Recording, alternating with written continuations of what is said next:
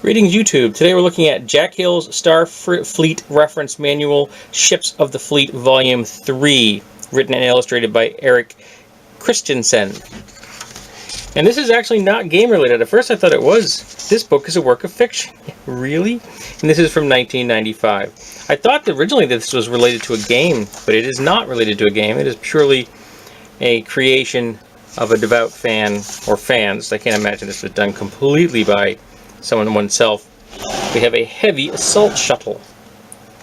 I don't know if I've ever seen this particular one. And we have a heavy fighter. We don't see a lot of fighters in the Star Trek, at least I don't, because the films and the television series. The Shudug. Apparently it's a shuttle tug. But I know they do have fighters in the Star Trek universe. Passenger shuttle craft. Dockport craft, and very detailed listings, and this is very dockport craft pictures here. If you're really into minutiae for Star Trek universe, this may well be the type of book that you want. I don't have the first two volumes, and I don't know how many volumes that what they made, but I did find this one at a flea market for I think it was $5. More dockport craft info. And we have buoys. Lots of them actually. Oh, I didn't realize that there were so many types of buoys in the Star Trek universe. Well, I guess it kind of makes sense to a certain extent. It's a big piece of space that they're supposed to be controlling. Then we get into a starship size comparison. Heavy cruisers and heavy dreadnoughts being significantly larger than the destroyers and the scouts, frigates. And we have things down here like the cargo drone and freighters, heavy tug, normal tug. We get into this is the Solaris cruiser. This looks to me 95. Yeah, this is kind of more of the sleek design that some of they have for the Star Trek, which I kind of appreciate, I freely admit. And they actually have an illustration of the warp fields. That's kind of cool. Because I don't remember seeing a representation of the fields themselves until Star Trek Beyond really was very explicit. Then we have a dreadnought side shot with some deck breakdowns. The dreadnought schematic showing you top, front, back, and bottom. We have a heavy cruiser.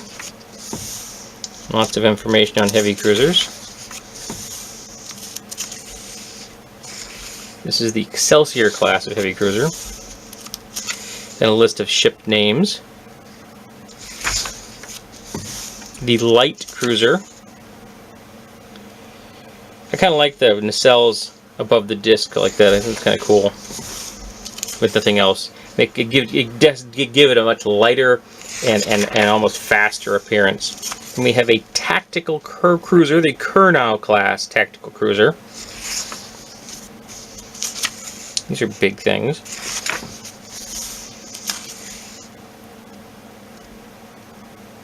Through deck cruisers. This is the Clemenceau class through deck cruiser.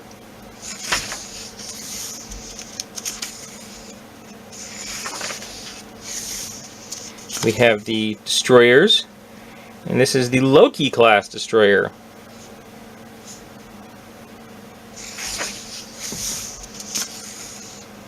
Does it have a single nacelle? I didn't think they could have single nacelles. I'm not sure. That's weird, because I thought according to canon, you have to have two nacelles.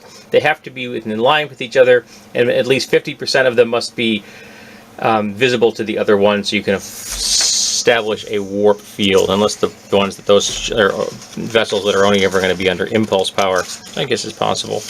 The heavy frigate. This is the Joshua Paul class.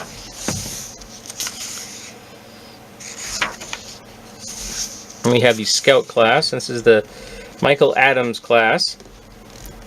A lot of Eurocentric names here. I thought they were supposed to represent like all of humanity, not just the Europeans and the Americans. That's just me. Maybe transport tug. Still pretty big ships. The bulk cargo carrier, which is depicted. The symbol is a whale. Which I guess kind of makes sense. They're big, slow ships. Well, no, whales are not that slow. For a long time, they were fastest things in the ocean.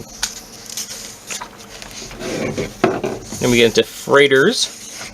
The Austoris class freighter.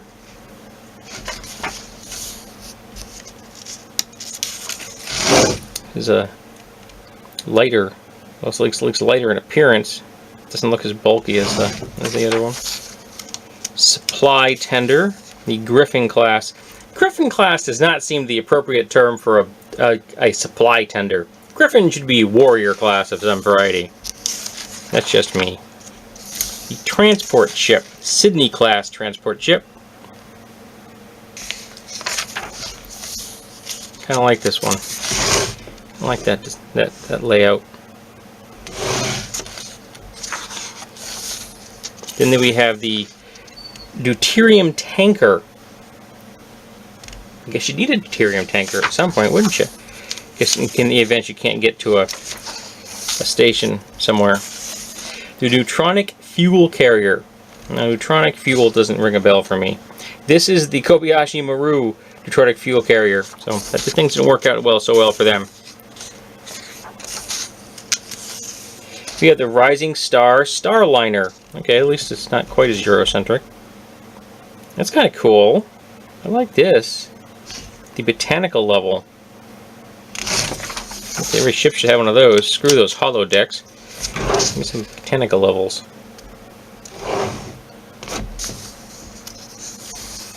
And give me one of these things. Just cruising around one of these things. Though I don't know how fast they are. The buoy tender general information. It's the Niffin class buoy tender.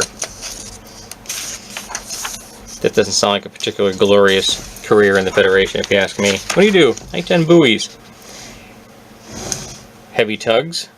Also not the most glamorous thing, but let's be honest. You need heavy tugs if you're going to have ships. You need tugs.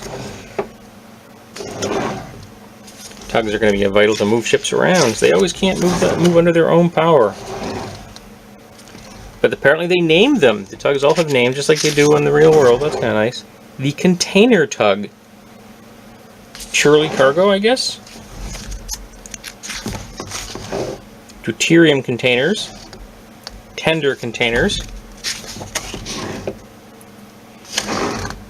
Then we have some information about Starfleet fan creations. They have real addresses.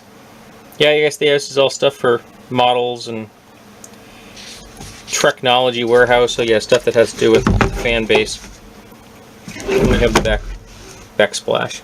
But there you go, folks. The Jaquil Starfleet Reference Manual, Ships of the Fleet, Volume 3.